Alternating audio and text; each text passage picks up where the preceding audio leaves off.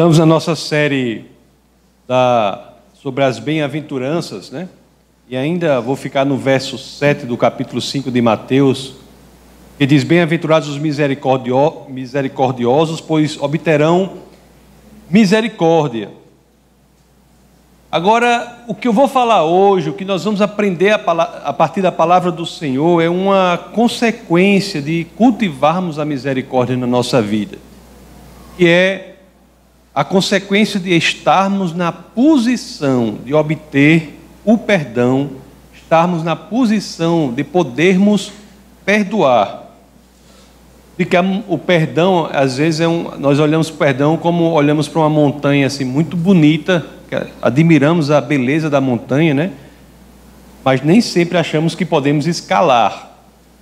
Perdão é algo que admiramos, mas quando estamos na situação de perdoar, realmente é uma situação que a gente, às vezes, se pergunta se temos a capacidade de fazer isso. Então, vamos ver um pouco sobre o que as Escrituras dizem sobre o perdão, que é um elemento essencial da nossa caminhada cristã. E, para começar a entender isso, começar a entender o perdão, vamos pensar sobre o perdão de Deus, né? A primeira coisa que nós já notamos é que todos nós precisamos do perdão de Deus. Tem uma história que passou com John Wesley, que é um evangelista muito conhecido, responsável praticamente por evangelizar uma nação. Tem um homem que chama John Oglethorpe. Ele chegou para John Wesley e disse assim: eu nunca perdoo. Aí diz que Wesley respondeu assim na hora. Respondeu: então, Senhor, eu espero que você nunca peque, né? Porque sempre que pecamos, estamos ofendendo a Deus, estamos precisando de perdão. Se precisamos de perdão, é bom que saibamos que também devemos aprender a perdoar. Todo pecado nosso é uma ofensa pessoal contra Deus. Precisamos do perdão do Senhor. E da mesma forma, temos que saber que, como Ele nos perdoa, nós temos que crescer nessa capacidade de perdoar. Cultivar essa capacidade de perdoar. O bom do perdão do Senhor é que ele é imediato. Ele é rápido. E tudo o que ele precisa é de um sinal de arrependimento. Toda vez que o Senhor se inclina e vê arrependimento no coração de uma pessoa, Ele perdoa imediatamente. Se tem uma das mensagens que são, na minha opinião, assim, mais bonitas, e tem uma passagem belíssima nas Escrituras, é a mensagem do filho, a história do filho pródigo, né? Todos conhecem, assim, a maioria das pessoas conhece. É que o filho ele deixa a casa em rebelião, ele sai. Aí mais na frente lá, as emoções dele se acalmam e ele muda o coração dele. Muda o coração dele, ele volta para casa.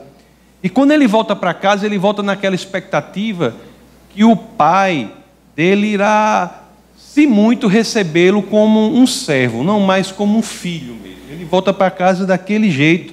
Aí a passagem mais incrível que tem aqui, que é em Lucas capítulo 15, verso 20, que as Escrituras dizem nessa passagem que esse filho que sai da casa em rebelião, ele se revolta, sai de casa, aí quando ele se arrepende, quando ele volta esperando que o pai não vai recebê-lo da mesma forma. Aí o que é impressionante aqui em Lucas 15, 20, é o seguinte, é que o pai não espera nem que esse ato de arrependimento do filho seja completo, que ele chegue, fale isso, fale aquilo, outro não.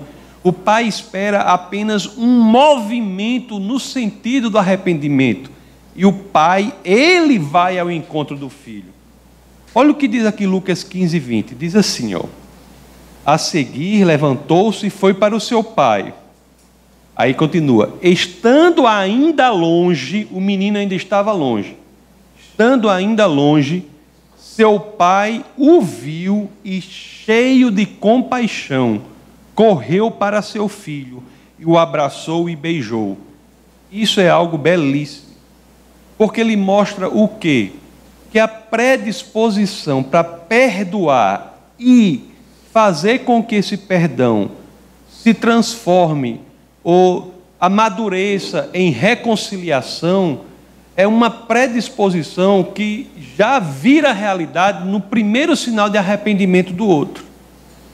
Então, olha, isso é como Deus nos perdoa. Isso é como Deus nos perdoa. Às vezes a gente não tem, ou quase sempre, para não dizer sempre com certeza, nós não temos dimensão do quanto ofendemos a Deus. Aliás, a sociedade aqui tem uma especialidade muito boa em ofender a Deus. Há muitas ofensas a Deus. Então, e nós na nossa vida, quando pecamos, nós ofendemos a Deus. Agora, o que nós temos que saber também na história das Escrituras é que para que tudo volte a estaca zero, para que nós sejamos perdoados e haja completa reconciliação, a sua resposta ao seu erro é simplesmente o primeiro passo no direcionamento do arrependimento.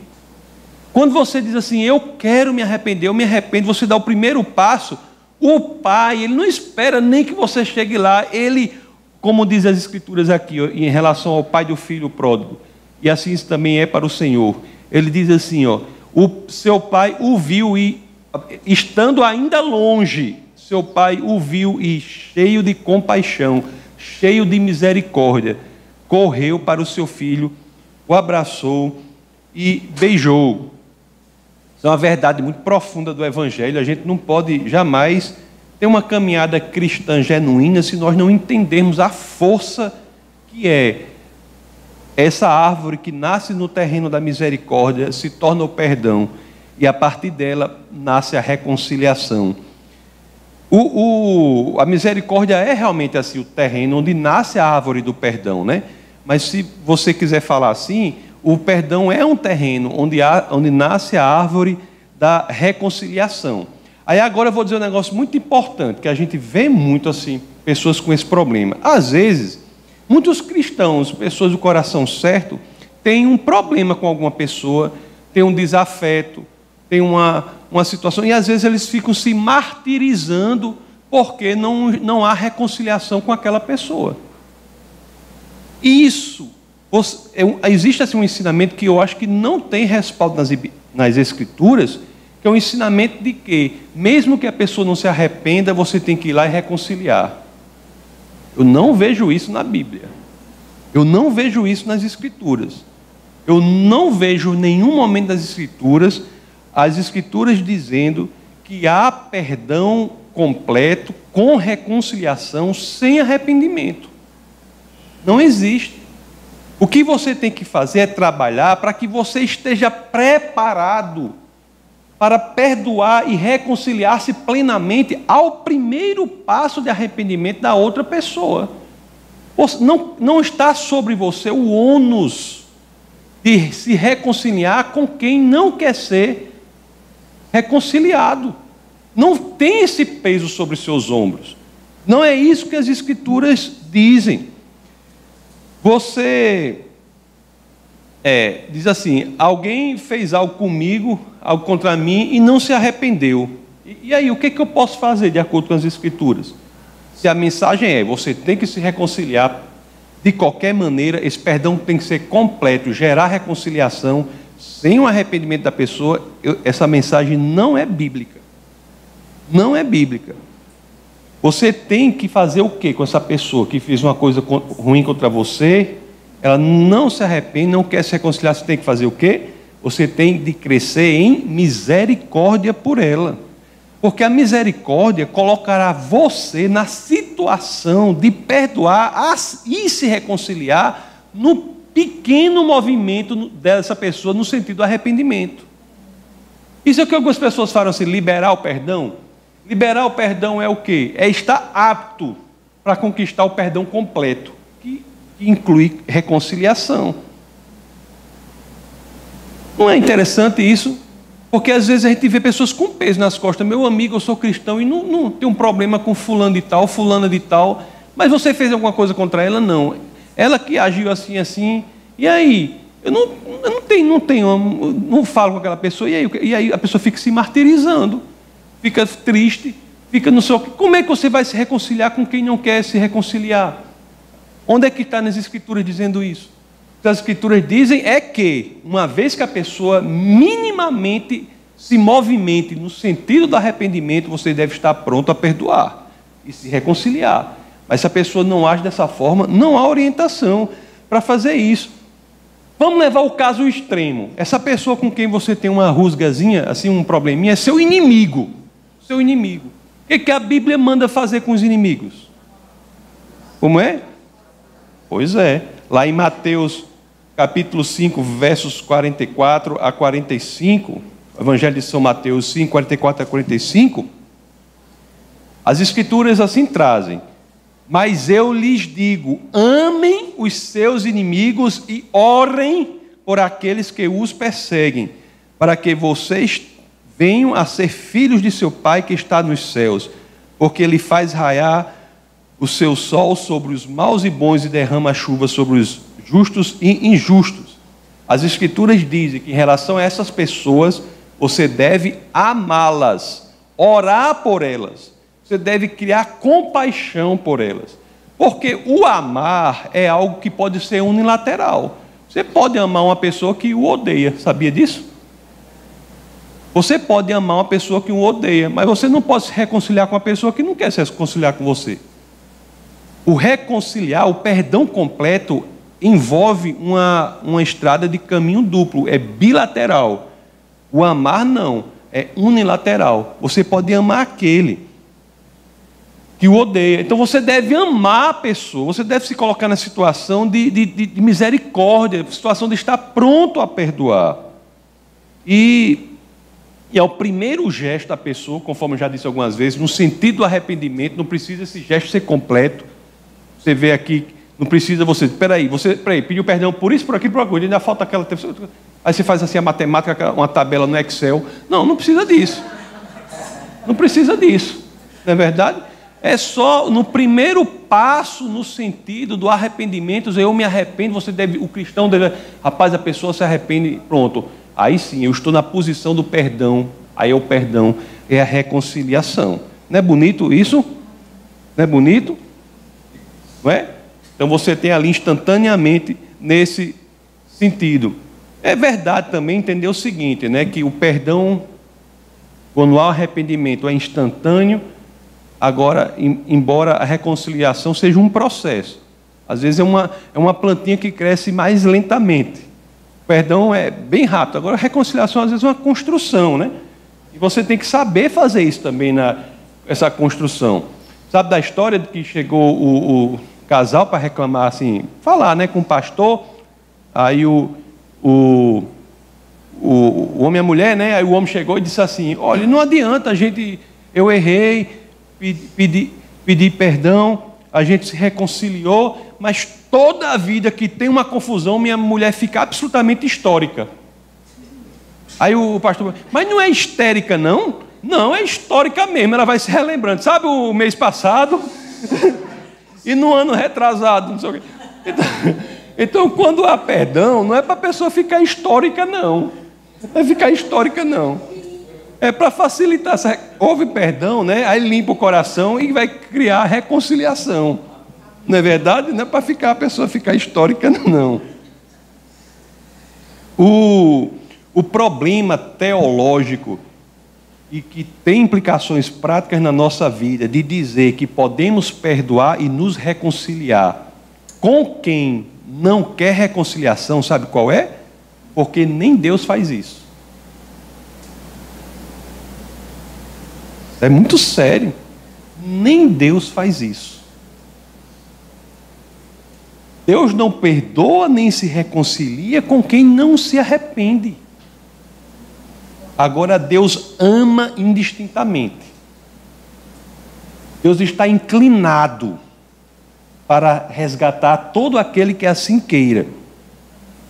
Então nós temos que ter a certeza, a ciência disso, e ter o nosso coração tranquilo de que, assim também diz as Escrituras, né? De que no que depender de nós, devemos ter paz com todas as pessoas, mas há coisas que não dependem da gente.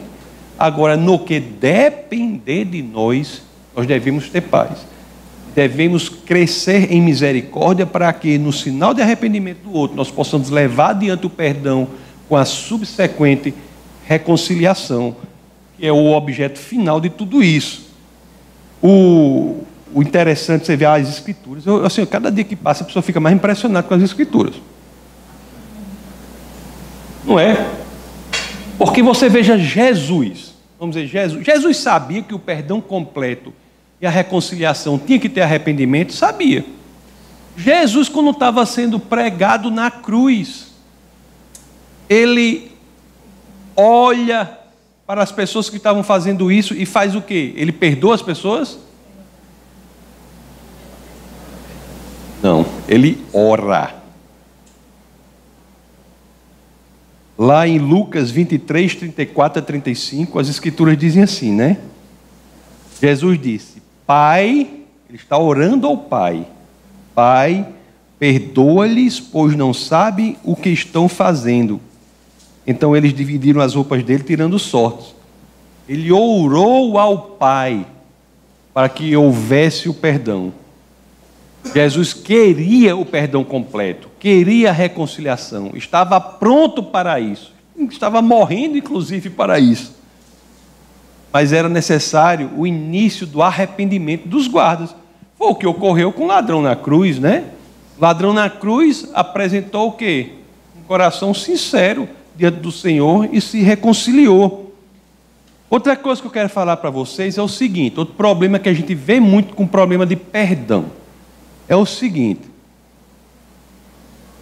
tudo que a gente fala aqui, eu não disse em nenhum momento que perdoar e reconciliar é fácil. Não estou dizendo, é difícil. Eu sei que é difícil. Nós temos que ter a concepção de que em Cristo é possível.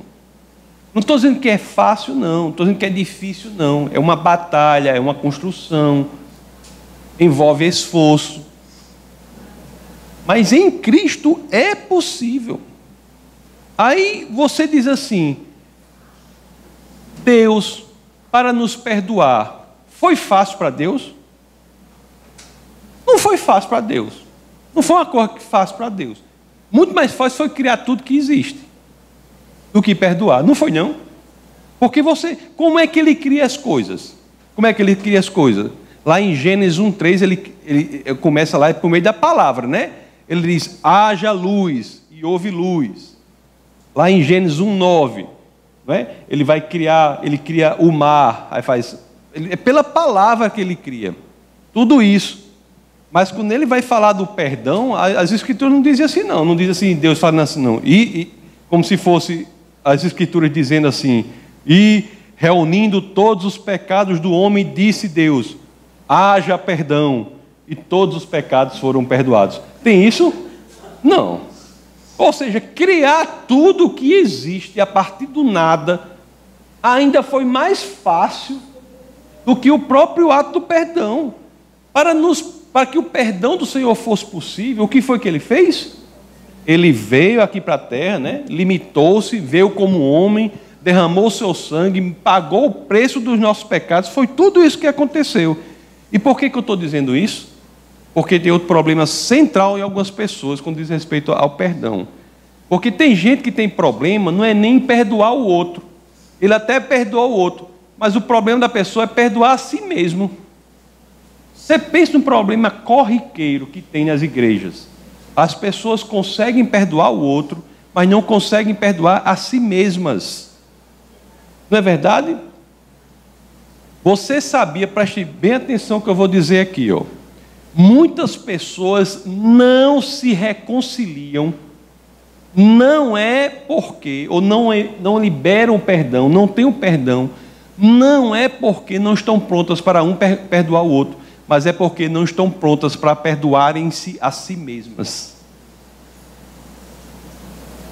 Não é incrível isso? As pessoas às vezes ficam se punindo, ficam colocando coisas, se punindo, coisa que não consegue se perdoar. Aí Deus é tão bom, que o ato de perdão do Senhor, que ele demonstrou que o perdão não era algo fácil. Se você não consegue se perdoar a si mesma e sabe que Deus perdoou você, você está fazendo o quê? Você está se colocando acima de Deus. Se Deus, que é Deus, fez o que fez para perdoar você, se você se arrependeu, como é que pode você não se perdoar? Se Deus, que é Deus, alto nível internacional, mundial, né? Deus, né? Fez o que fez para perdoar você, seja lá o que você tenha feito. Não há nada tão mal que você tenha feito que você não encontre o perdão do Senhor, se houver arrependimento no seu coração. Aí você entende às vezes isso, mas não se perdoa. A explicação é que você está se colocando acima de Deus. Não, o sangue de Cristo satisfaz o Pai, mas não me satisfaz. É isso que você está dizendo. O sangue de Cristo satisfaz o Pai, mas não me satisfaz. Eu não me perdoo. Isso aí você tem que entender, né? Você tem que entender que a primeira pessoa que tem de se perdoar é você mesmo, porque o Pai já perdoou você. Então, a culpa, o sentimento de culpa, é o que pode destruir o homem, pessoal. Destrói a pessoa. A culpa é um monstro. O sentimento de culpa destrói a pessoa. Então preste atenção. Se você fez algo errado na sua vida, todos nós fizemos, né? Mas se você fez algo muito errado na sua vida, inclusive tinha um amigo meu que dizia assim, né? A gente reunia, aí o pessoal dizia, rapaz, você era o quê, cara? Não, eu era hindu, meu pai era hindu, não sei o quê, a outra eu era muçulmano, não sei o quê, o outro... Aí teve um que perguntou, e você? Aí ele respondeu, eu era pecador. Botou todo mundo no mesmo balaio, né? Todo mundo era pecador, né? Então todo mundo errou, né? Mas assim, se você tem algum erro que você fez, assim, que você está se martirizando, você sofre, você diz, eu não me perdoo, porque danado eu fui fazer aquilo, e não sei o quê, e fica se torturando. Se você está convencido, se você é cristão, você está convencido que o Pai perdoou você, fez o que fez para perdoar você, e você não vai se perdoar, trata o seu orgulho. Você está sendo orgulhoso, quer ser mais importante que Deus. Porque o que foi feito foi suficiente para satisfazer Deus para perdoar você. E deve ser suficiente para satisfazer você no que diz respeito ao perdão a você mesmo. Não é interessante isso? Não é legal? Vamos ver alguns pontos práticos agora. Para terminar, eu vou falar alguns pontos práticos, assim, rapidamente, e todos eles com base na carta aos Efésios, no capítulo 4, do verso 30 ao 32. Só para que a gente saiba mais ainda sobre o perdão. Efésios 4, do verso 30 ao 32.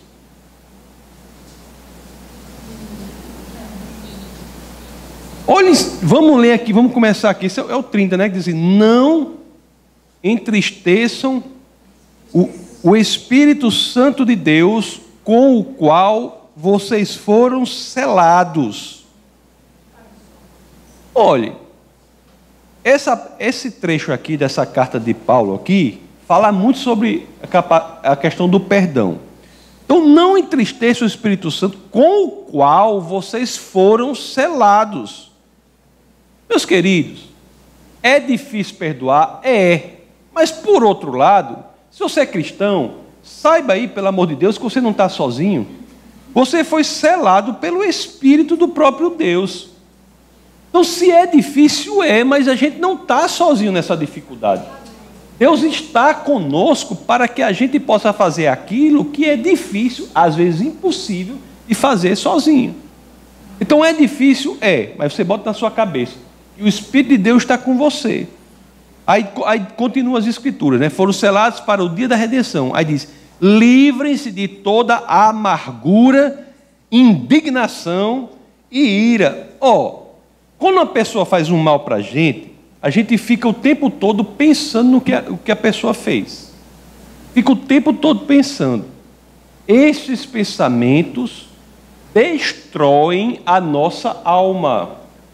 É por isso que as escrituras aqui, escrituras que não são bestas nem nada, né? São inteligentes, são sábias, são sabidas, né? Diz aqui, livrem-se de toda amargura, indignação. Nós temos que nos livrar da amargura e da indignação, porque do contrário a nossa alma será destruída. Não é para a gente ficar pensando nisso, não. Olhe, amargura e indignação são como fogo que destrói a nossa alma. E o combustível que alimenta esse fogo são os nossos pensamentos sobre aquilo que a pessoa fez com a gente. Se você está com esse problema, me faça um favor. Você pega aí um papel, você imprime a carta aos Filipenses, capítulo 4, verso 8, e você coloca na geladeira, se você come muito, então você coloca no espelho, você gosta de olhar para o espelho. Você coloca esse Filipenses 4, 8, você vai colocar no lugar que você sempre vê. Se são os pensamentos que estão corroendo, carcomendo a sua alma, estão destruindo você, coloque o seu pensamento no que as Escrituras dizem, que na carta aos Filipenses 4:8, olha só a orientação dela para o que a gente deve pensar. Ó. Finalmente, irmãos, tudo que for verdadeiro, tudo que for nobre, tudo que for correto, tudo que for puro, tudo que for amável, tudo que for de boa fama, se houver algo excelente ou digno de louvor, pensem nessas coisas. Pensem nessas coisas. Olha aqui o que é que a gente obtém, em vez dessa tribulação, inquietação, essa coisa horrível, quando a gente pensa nas coisas ruins. Aí continua aqui, ó. Põe em prática tudo o que vocês aprenderam, receberam, ouviram e viram em mim, e o Deus da paz estará com vocês. Pois a Bíblia diz como a gente deve fazer, aí não faz e fica depois com problema. Porque diz aqui, é para fazer isso. Voltando lá para Efésios 4, né? Aí eu disse, né? Livrem-se de toda amargura, indignação e ira, gritaria. Também nós temos que procurar nos livrar disso, para que possamos estar na situação do perdão. Nós não devemos cultivar em nós um espírito confuseiro, belicoso, beligerante, né? Ou caba confuseiro, né? Não tem isso, né? Confuseiro? Não pode. Lá na segunda carta a Timóteo, capítulo 2, verso 24, as Escrituras dizem: ao servo do Senhor não convém brigar, mas sim ser amável para com todos, apto para ensinar, paciente. Olhe, a ira colocará você em um lugar longe daquele em que você pode perdoar. Fuja da ira. Fuja da ira. Coloque seu pensamento em tudo que é nobre, bom. Fuja da ira. Tem aqui a gente teve um tempo aqui, eu acho que umas semanas atrás, nós falamos sobre mansidão. Reveja os vídeos sobre mansidão. Nós temos que cultivar um espírito manso, que não quer dizer fraqueza, mas quer dizer força sob controle. Aí as Escrituras continuam. Efésios 4, né? Sejam bondosos e compassivos uns para com os outros, perdoando-se mutuamente, né? A questão aqui é a seguinte: nós devemos ser compassivos. Nós temos que cultivar sempre em nossa vida a compaixão. Porque foi exatamente o que Deus fez por nós, o que Jesus fez por nós. O problema é que quando tem pessoas que fazem coisas ruins com a gente, fazem maldades com a gente, agem por trás, fazem coisa horrível, aquele povo que faz coisa horrível com a gente. Aí e eles não estão nem aí porque fizeram isso, alguns. Aí você fica, meu amigo, o cara fez uma coisa ruim comigo e não está nem sofrendo porque não tem nem a consciência de que fez uma coisa ruim. É outro problema que tem. Aí qual é a orientação das Escrituras? Que dessas pessoas nós não devemos ter raiva, não devemos ter ira, devemos ter pena. Pena por quê? Porque são pessoas sem direcionamento, sem entender a verdade da vida. Estão agindo pela superficialidade das coisas. Lá em Mateus 9:36, a situação em que Jesus agiu diante de pessoas que estavam assim. Ele diz assim, ao ver as multidões, teve compaixão delas, porque estavam aflitas e desamparadas como ovelhas sem pastor.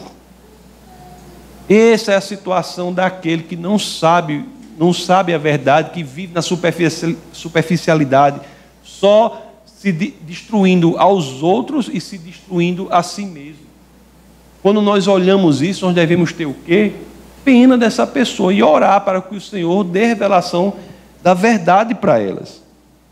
Que as nossas feridas sejam, assim, combustível para a nossa compaixão pelos que nos agridem e não para o nosso ódio. Porque quando nós temos ódio pela pessoa, nós estamos apenas nos destruindo. Não é? Ter ódio por outro, ou não cultivar o perdão pelo outro, é como um veneno que você toma e fica esperando que ele morra. Quem está sendo destruído é você. Aí as Escrituras, Efésios 4:32, né? Sejam bondosos e compassivos um para com os outros, perdoando-se mutuamente. Outra coisa importante que as Escrituras trazem aqui, porque quando a gente tem que perdoar outra pessoa, a gente tem que saber que também nós precisamos de perdão. Então, às vezes a gente acha que perdoar o outro, mas acha que você não precisa de perdão.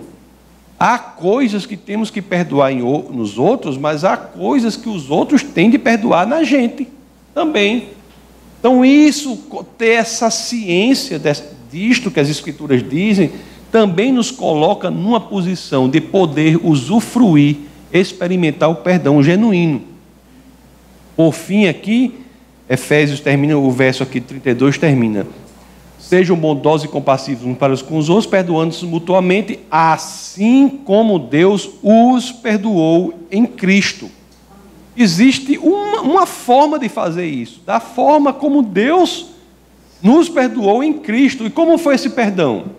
Foi um perdão que nós não merecíamos, foi um perdão irreversível. Você perdoou, está perdoado. Deus nos perdoa de maneira irreversível. No que depender dele, ele não volta atrás. No que depender dele. Da mesma forma, devemos agir. Quando você perdoa, não ficar trazendo as coisas, não ficar histórico, né? Então, isso são coisas que nós temos que aprender. Pois é, meus queridos, que isso possa nos motivar a aprender isso que é muito importante para a caminhada cristã. É de sobrevivência mesmo. Porque a pessoa que cultiva a amargura no coração, ela se destrói. Então, que nós possamos aprender com as Escrituras, a cada vez mais caminhar em perdão, para que a reconciliação seja possível. Sejamos prontos a ir em busca da pessoa, desde que haja ali um sinal de arrependimento. Somente é assim que nós teremos passado do âmbito da misericórdia para o âmbito do perdão e deste para o âmbito da reconciliação. Vamos orar. Essa foi uma produção do Ministério Internacional Defesa da Fé, um ministério comprometido em amar as pessoas, abraçar a verdade e glorificar a Deus. Para saber mais sobre o que fazemos, acesse defesadafé.org.